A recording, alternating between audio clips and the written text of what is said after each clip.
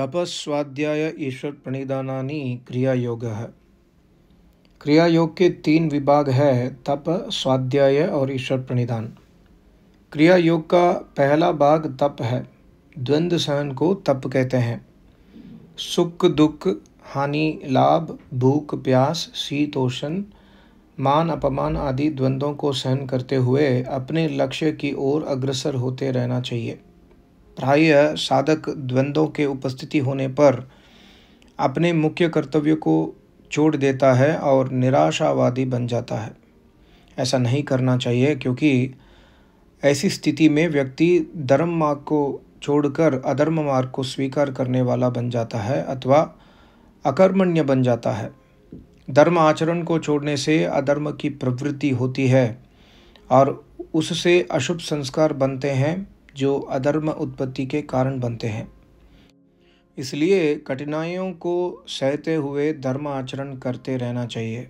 कठिनाइयों के सहने से सहन शक्ति बढ़ती है और उनका सहना सरल हो जाता है। उदाहरण, जिस व्यक्ति का प्रातः 6 बजे उठने का अभ्यास है, यदि उसको योगाभ्यास अथवा किसी कार्य विशेष के लिए 4 बजे उठना पड़े तो उसे कठिनाई का अनुभव होता है, परंतु अभ्यास करते करते उसी व्यक्ति के लिए 4 बजे जागना सरल हो जाता है। इसी प्रकार से सभी उत्तम कार्यों के करने में समझना चाहिए।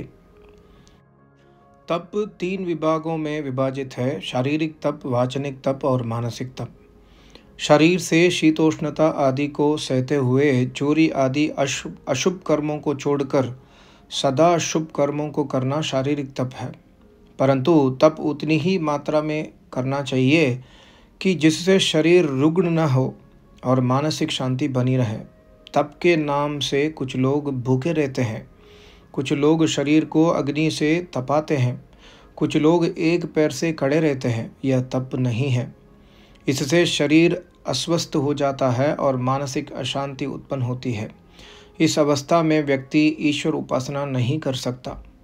यहाँ पर यह बात भी ध्यान देने योग्य है कि विद्या पढ़ना पढ़ाना, सुनना सुनाना, मन और इंद्रियों को वश में रखना, निष्काम कर्म करना, योग अभ्यास के लिए दीर्घ काल पर्यंत आसन पर बैठकर वृत्तियों को रोकना और ईश्वर की स्तुति प्रार्थना उपासना करना तप है।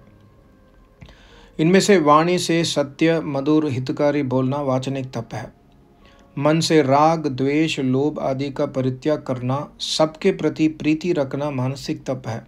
सम्मान प्राप्ति के लिए तप करना लाभप्रद नहीं है, क्योंकि सम्मान प्राप्ति को लक्ष्य बनाने पर साधक योग मार्ग को छोड़कर भोग मार्ग में प्रवृत्त हो जाता है। सात्विक तप करने से जन्म जन्मांतर की अशुभ वासनाएं क्षीण होती हैं और शुभ संस्कारों का निर्माण होता है। क्रिया योग का दूसरा भाग स्वाध्याय है। मोक्ष शास्त्रों, वेद और वेद अनुकूल आर्ष ग्रंथ का पढ़ना पढ़ाना और प्रणव आदि पवित्र मंत्रों का अर्थ सहित जप करना स्वाध्याय है।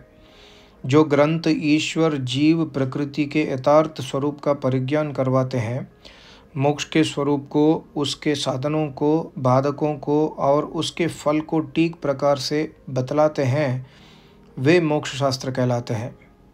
क्रिया योग का तीसरा भाग ईश्वर प्रणिधान है।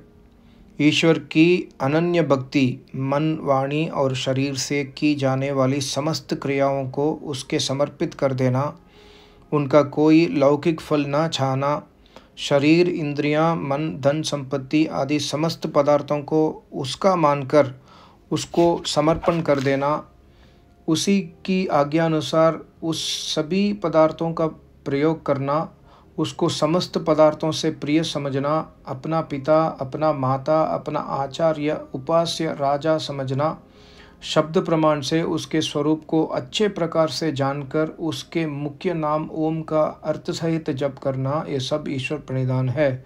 ऐसा करने से ईश्वर की ओर से विशेष सहायता मिलती है, जिससे बिना कठिनाई के समाधि की सिद्धि होती है।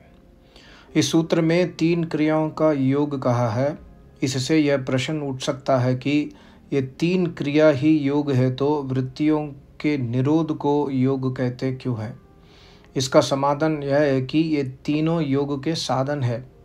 इसके अनुष्ठान से वृत्ति निरोध की सिद्धि होती है। इसलिए साधन और साध्य में अभेद मानकर क्रिया योग को योग नाम से कहा है। इनके आचरण से योग की सिद्धि होती है, अतः इन साधनों को योग कहा है। समाधि भावनार्थः क्लेश तनु करणार्थश्च। इस सूत्र में क्रिया योग के फल का वर्णन है। तपस, स्वाध्याय और ईश्वर प्रणिधान के अनुष्ठान से अविद्या आदि 5 क्लेश निर्बल हो जाते हैं और समाधि की सिद्धि होती है। प्रत्येक साधक को अविद्या का स्वरूप अच्छे प्रकार से समझ लेना चाहिए। अनित्य को नित्य और नित्य को अनित्य, अशुद्ध को शुद्ध और शुद्ध को अशुद्ध, दुख को सुख और सुख को दुख, अनात्मा को आत्मा और आत्मा को अनात्मा जानना ही अविद्या का स्वरूप है। इंद्रियों में दोष आ जाने से, अशुभ संस्कारों से, अधर्म आचरण से, तमोगुण से और कुसंग से अविद्या उत्पन्न होती है। तपस, स्वाध्याय और ईश्वर प्रणिधान से ये अविद्या को उत्पन्न करने वाले दोष क्षीण हो जाते हैं। जैसे जैसे अविद्या के कारण निर्बल होते जाते हैं, वैसे वैसे अविद्या आदि क्लेश निर्बल होते जाते हैं। अधर्म आचरण से अशुभ संस्कार उत्पन्न होते हैं, उन अशुभ संस्कारों से अविद्या उत्पन्न होती है। धर्म आचरण से शुभ संस्कार उत्पन्न होते हैं, उनसे विद्या उत्पन्न होती है। इस प्रकार उस विद्या से अविद्या आदि क्लेश निर्बल हो जाते हैं। क्रिया योग का दूसरा प्रयोजन समाधि को सिद्ध करना है। पूर्व सूत्र के व्याख्याय प्रसंग में यह बतलाया गया है कि धर्म आचरण करते हुए सब प्रकार की बाधाओं को सहन करना तप है। यम नियम आदि अष्टांग योग का आचरण धर्म आचरण है। अष्टांग योग के आचरण से अविद्या का नाश और विद्या की वृद्धि विवेक ख्याति पर्यंत होती है। यह योग शास्त्र सूत्र 2/28 में बतलाया है। इसी आधार पर तप समाधि का साधन माना गया है। इसी प्रकार से मोक्ष शास्त्र का अध्ययन और प्रणव आदि पवित्र मंत्रों का अर्थ सहित जप करने से समाधि की सिद्धि होती है। मोक्ष शास्त्रों को पढ़ने से समाधि के विषय में साधक को विशिष्ट ज्ञान की प्राप्ति होती है, इसलिए उनका स्वाध्याय समाधि का साधन माना गया है। योग दर्शनकार ने बतलाया कि समाधि सिद्धिर ईश्वर प्रणिधानात्, योग दर्शन 2/45, अर्थात ईश्वर प्रणिधान से समाधि की सिद्धि होती है। ईश्वर प्रणिधान समाधि का साधन है। इन तीनों साधनों के अनुष्ठान से क्लेश निर्बल हो जाते हैं और समाधि की प्राप्ति होती है। समाधि का अभ्यास करते करते योगी की बुद्धि सत्व पुरुष अन्यथा ख्याति को प्राप्त हो जाती है। जब बुद्धि के द्वारा भोग और अपवर्ग प्रयोजन सिद्ध हो जाते हैं तो वह बुद्धि प्रकृति में विलीन होने के योग्य हो जाती है। ये जो आर्टिकल है, पहला और दूसरा सूत्र साधनापाद का, स्वामी सत्यपति जी महाराज के द्वारा, बहुत ही अच्छा लगा मुझे, इसलिए मैंने ये ऑडियो बनाया। सबको नमस्ते, ओम।